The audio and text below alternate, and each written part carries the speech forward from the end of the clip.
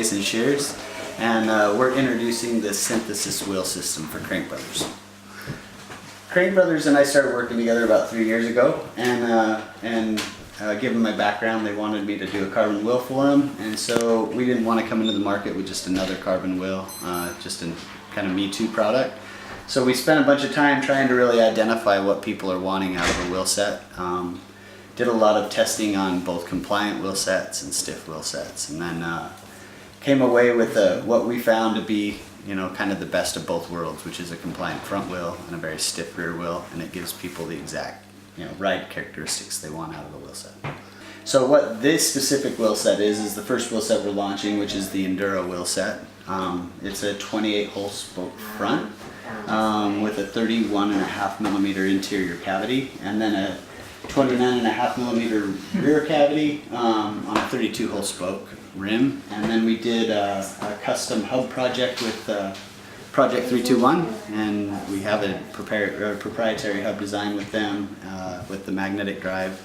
Essentially what Jake's done at P321 is developed a drive that actuates the poles with the polarity of the magnets, and so it's a very, very low drag system, and he's got it set up at 2.5 degrees engagement, which is close to instantaneous. So it feels really, really nice when you go into the pedal power, but at the same time, super silky, smooth American built tolerance. Magnets in wheels. Magnets in wheels. Sounds amazing. And it goes so well with our magnets in our pumps. Yeah, everything. And your little multi-tools as well. I've been using that one. Yeah, classic. We kind of fell in love with magnets a couple years ago.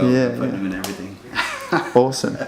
The way I like to look at it, and kind of the industry as a whole, we all came from metal, and so I like to say that as people we see things as metalheads, and we think in metal terms, and so for us, historically we were able to spec a certain alloy and heat treat, and you'd get very minimal variance from manufacturer to manufacturer as long as they followed kind of the curriculum they were given.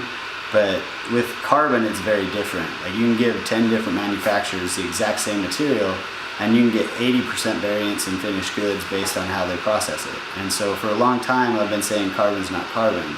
Like, just because you buy something made out of carbon, it's not going to give you the same properties or benefits that it may give you if you buy it from a reputable processor.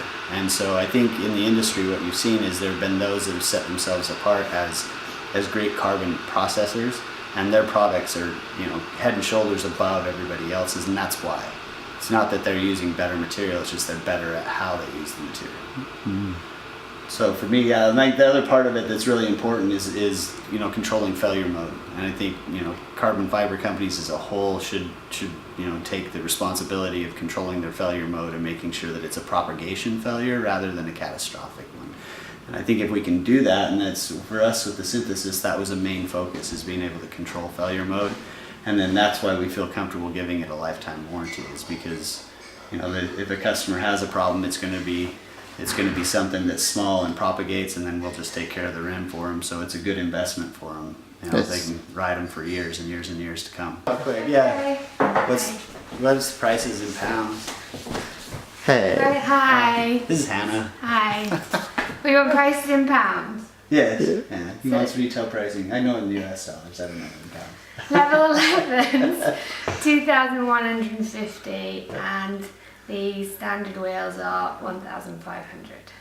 And then you've got an Enduro and a downhill coming out of you, Yeah, and an XC. So 3 different sets. Yeah, we'll have the Enduro set that we're launching first, and an XC will follow quickly thereafter, and then we've got the boys on the Inno team running the downhill wheels as kind of our last qualification before we bring this to market. Yeah, amazing. Downhill only in level 11. Yep. Yeah. Turn it up to 11. Yeah.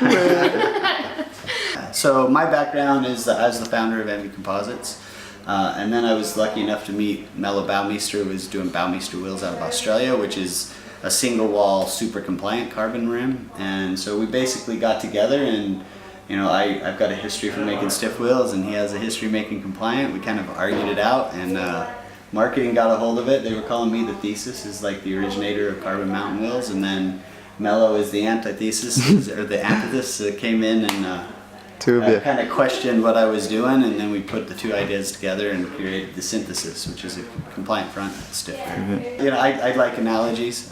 So, you know, what I think we've kind of developed is like the perfect conversation for your bike in the trail, which is, you know, you get a very polite and smooth introduction with the front wheel. It kind of just very compliant, works with what it's been given, and then of course the back wheel kind of smashes it out and then drops the mic as you walk away.